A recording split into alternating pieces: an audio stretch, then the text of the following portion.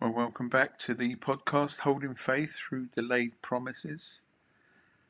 And our theme today is letting go of when without letting go of hope. Over the last 2 days, we've named the promises and acknowledged the weight of waiting. And today, we step into one of the hardest places and parts of hope, the timeline. Because most of the pain around waiting doesn't come from what we're hoping for. It comes from when we expected it to happen. And today's invitation isn't to give up hope, it's to loosen your grip on timing. See, timelines feel comfortable. They give shape to uncertainty and they help us to endure. We say things like, by this age, after this season, or once this happens. But timelines help us organize hope. But over time, they quietly become contracts. And when those contracts are broken, even unintentionally, the disappointment can feel personal. Because it's not just that the promise didn't happen, it's that the plan didn't happen. And plans give us a sense of control. So when timelines collapse, it can feel like the ground disappears beneath us. And here's something important to really understand. Holding a timeline is not the same as trusting. See, timelines say, I believe, but only if it happens like this.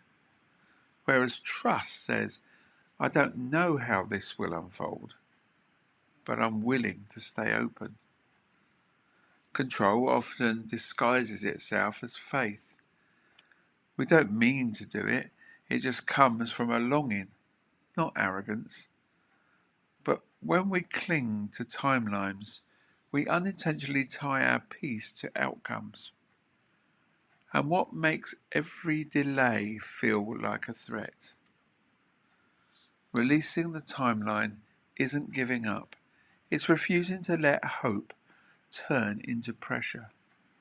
So, when timelines stretch too long, disappointment starts to change shape. It turns inward. And we start asking, did I misunderstand? Did I miss something? Or did I do something wrong? But many delays aren't about mistakes.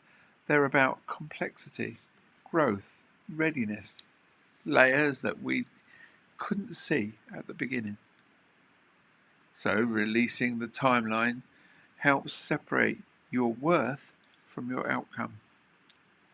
It reminds you that this isn't late because I failed. It's unfolding in ways that I couldn't predict. So letting go of the timeline does not mean disengaging from life. It doesn't mean you stop showing up or stop caring or stop preparing. It means you stop measuring your life by a countdown. You stay present, you stay responsive, and you stop living in suspense. So releasing the timeline is an act of emotional freedom. It says, I will live fully even while I wait. And here's today's reflection question. What part of this promise am I insisting must happen a certain way or by a certain time? And notice what comes up, not with judgment, with curiosity. Often the tightest timelines reveal where we're afraid. And today's practice is simple, but it's powerful. Say this slowly, either out loud or in writing. I release the timeline, not the promise. And then pause and just notice what resists that sentence. Notice what excels. If it helps, be specific.